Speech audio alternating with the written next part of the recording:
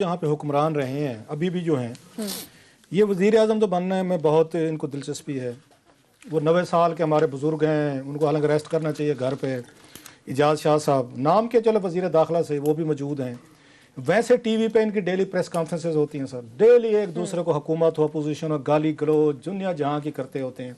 लेकिन पिछले 2 दिनों से लोग जैसे आमिर नबी का जलील होकर रह गए। आम आदमी को इनको एहसास नहीं हुआ यहाँ से पाकिस्तान के लोगों को यहाँ पे हुआ क्या कुछ है। पिछले 2 दिनों में मुझे मैसेजेस आए हैं बाद लोगों की फैमिलीज खवातीन वो फंसी हैं सर।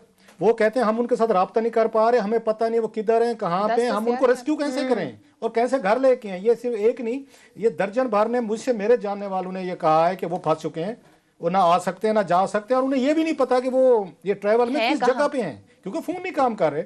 इनकी जरा स्ट्रेटजी देखें जो हमारी यहाँ हुकूमत बैठी हुई है। वैसे दुनिया भर से बाशो हमसे ज़्यादा समझदारी कोई नहीं है, हमसे ज़्यादा चालाकी कोई नहीं है, हमारा कोई मुकाबले नहीं कर सकता। ना वो हुस्न में कर सकते हैं, ना कारकर्दगी में कर सकते हैं, ना बातों में कर सकता है, ना गुफ्तार में कोई हमारा मुकाबला कर सकता है।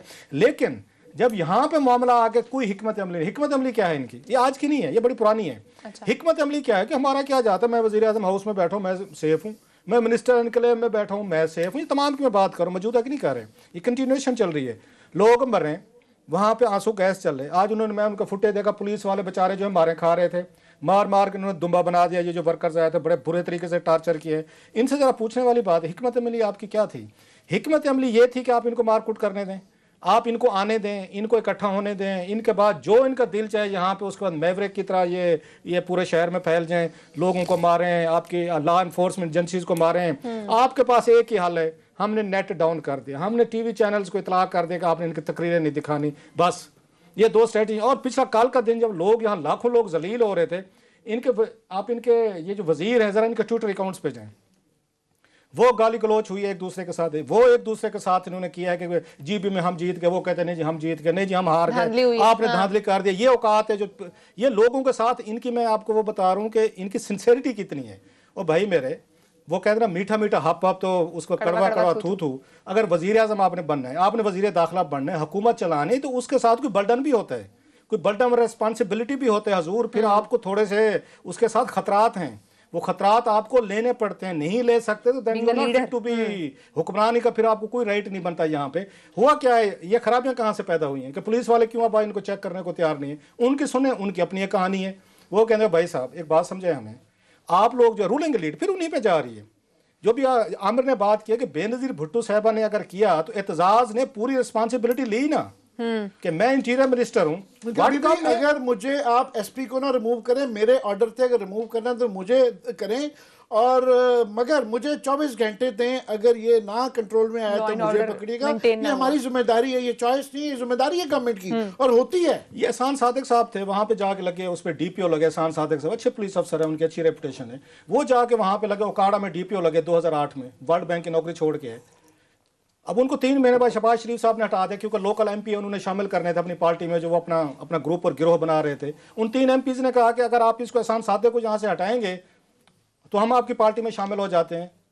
उन्होंने 3 महीने बाद हटा दिया एहसान सादिक साहब को। जो इनकलाबी आए थे हमारे शहबाज शरीफ साहब ऐसे लंदन से इनकलाब लाने आए थे और जालिब की नज़में पढ़ते थे। मैं बता रहा हूँ कि पुलिस जो है ये डिमोरलाइज कैसे होती है और कैसे फिर उनको ये आके वर्कर टाइप जो है उनको छितर मारते हैं और वो आगे भाग रहे होते हैं और वो ये पुलिस वाला जो है ना वो आपके सामने पिट रहा होता है। बिल्कुल। उनको 3 महीने बाद हटा दिया एहसान सादिक को। आपको ओकाड़ा शहर में जनाब उनके हक में जुलूस निकल गए।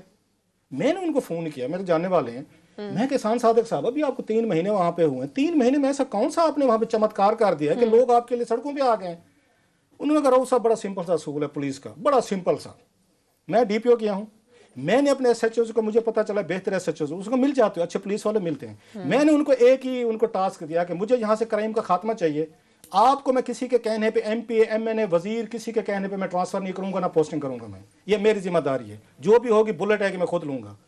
उन्होंने कहा जब आपकी टीम को ये पता हो ना मेरा जो ऊपर बैठा हुआ है ना वो मेरे साथ है और वो मुझे नहीं हटाएगा, किसी के कहने पे ट्रांसफर पोस्ट नहीं करेगा ना, वो जान लड़ा देते हैं फील्ड में। कहते 3 महीने में मैंने कुछ नहीं किया, मैंने बंदे पिक किए, उनको मैंने वहां पे एसएचओ लगाया, एक एतमाद दिया कि आप जाएं और डिलीवर करें, मैं बैठा हूं। यहाँ पे जब आपको इस तरह के लोग नहीं मिलते, आपको ना पुलिस में आपको अफसर मिलते हैं, ना आपको आके आपको यहाँ पे उसमें कैबिनेट में ऐसे लोग मिलते हैं जो आके रिस्पॉन्सिबिलिटी लें। ये मॉडल टाउन के बाद पुलिस यहाँ पे ख़त्म होना शुरू हुई है सर। अगर आप इसका देखें, जिसके बाद ये लॉलेसनेस पाकिस्तान में बढ़ी है, इस तरह के ग्रुप्स और गिरोह जो है ना डोमिनेट किया है। कि मॉडल टाउन में शहबाज शरीफ साहब, उसने कहा मुझे पता ही नहीं, मुझे तो खबरों से पता चला।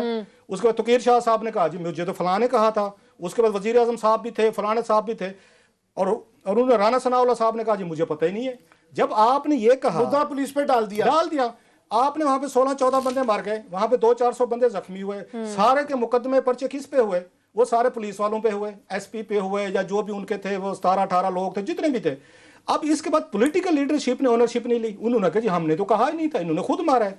जब उन पे कत्ल के पर्चे हुए, मुकदमे हुए, उन्होंने इंक्वायरियां भुगती, फिर मीडिया का दबाव आया, प्रेशर आया कि भाई आपने जाके 15-16 बंदे मार दिए, तो पॉलिटिकल लीड ने अपने आप को डिस्टेंस किया। हालांकि इन पे पर्चे भी हुए थे, अगर आपको याद हो, उस इमरान खान साहब लीड कर रहे थे, तहरुल कादरी साहब लीड कर रहे थे, इवन मीडिया में हम लोग लीड कर रहे थे कि भाई साहब आपने बंदे मार दिए हैं, इसके बाद आप उन पे पर्चे दें, जो कि उन्हें उसमें थे। जब ये सब कुछ हुआ, इमरान खान साहब ने भी धरने दे के पर्चे दिलवाए, तहरुल कादरी साहब ने भी दिलवाए, तो पुलिस क्या करती फिर उसके बाद? उन्होंने कहा भाई साहब हम बंदे मारे, हम वहां पे लॉ एंड ऑर्डर कंट्रोल करें, हमें आप उसके बाद आप कहते भी हैं, रात को कहते हैं, दिन को आप मुकर जाते हैं अपनी पॉलिटिकल पोजीशन बचाने के लिए। ये जो कल्चर था, ये पूरे का पूरा टॉप पे आया है। अब कोई वजीर आपको नहीं नजर आया इन 2 दिनों में। वैसे इनको जो संभाले नहीं जाते टीवी पे, वो गाली गलौज करेंगे एक दूसरे के साथ, पीपल्स पार्टी वाले, नवाज लीग वाले, इमरान खान साहब वाले। इतनी जरूरत नहीं हुई कि मौलाना साहब पे एक लफ्ज कह के देख लें, एक लफ्ज, तो कोई ट्वीट। ये जो ग्लैडिएटर्स हैं, ये जो हमारे ब्रेव हार्ट सामने यहाँ भर्ती किए हुए हैं, किसी एक को जरूरत नहीं हो कि अवाम मार रही है, अवाम सड़कों पे जलील हो रही है, पुलिस आपकी पिट रही है, कोई लॉ एंड ऑर्डर का यहाँ पे काम नहीं, दुनिया भर में हमारी बदनामी हो रही है। अभी आपने FTF पे आपने हजारों यहाँ तरमीमें करवाने की कोशिश की है, सीक्रेट मीटिंग की है, उसके बाद एक इमेज, ये वाले इमेजेस जब दुनिया भर में जाते हैं, उसके बाद आप उनको कुछ भी समझा लें, आपके यहाँ पे पूरे उसके दुनिया भर के डिप्लोमेटिक मिशन, उन्होंने कहा आज जो रिपोर्टें भेजी होंगी मिशंस ने दुनिया भर में, क्या भेजी होंगी? ना इस मुल्क में पैसा आ रहा है, कोविड की वजह से पहले इकॉनमी आपकी डाउन में है, इमेज हमारा खराब है, आप अच्छा फिर फ्रंट पे आप आने को तैयार नहीं। इमरान खान साहब गायब हैं, उनकी हुकूमत गायब है, एंड रिजल्ट एक ही बना है उनका जनाब, कि जनाब वो आएंगे, आपको गालियां भी देंगे, चीजें उनको साथ जाने चाहिए। उनको प्रोटेस्ट का पूरा राइट है, एक पीसफुल प्रोटेस्ट करें, किसी जगह पे करें, वो आके उसमें 1 घंटे के लिए करें, 10 घंटे के लिए करें, आपको कोई राइट नहीं है कि आप जो लोगों की, इवन हमारा जो मजहब है ये तो रास्ता देने वाला मजहब है भाई। हमारे हजूर पाक सल्लल्लाहु अलैहि वसल्लम जो है वो तो जो उनको आके उनको तंग करते थे, उनके घर जाते थे उनका हाल हवाल पूछने के लिए। तो थोड़ी सी आप थोड़ी इस्लाम की जो हमारी पिक्चर है, अगर ये पिक्चर आपने पेश करनी है तो जी अल्लाह अकबर वाला। मैं इसमें ऐड करूं, मुझे तकलीफ होती है कि सबको तकलीफ है, ये पूरे इंसान को तकलीफ है कि जो वाक़या हुआ है, इन्होंने ठेकेदारी ले ली है कि इन्होंने ही सब कुछ करना है। मतलब जो सबको वो जो किया जा सकता है पाकिस्तान में नहीं हुआ। मैं सिर्फ इसमें एक ऐड कर दूं कि हम यहाँ पे साफ़ी हमारे गवाह मौजूद हैं कि जब ये 7-8 बंदे जब मर गए थे, इस्लामाबाद में मार दिए गए थे पुलिस की फायरिंग ने, जो गैर कानूनी अभी अमलाक जलाई जा रही थी, यही मौलवी हजरात थे। उसके बाद जो है ये डर था कि पता नहीं क्या क़यामत आ जाएगी।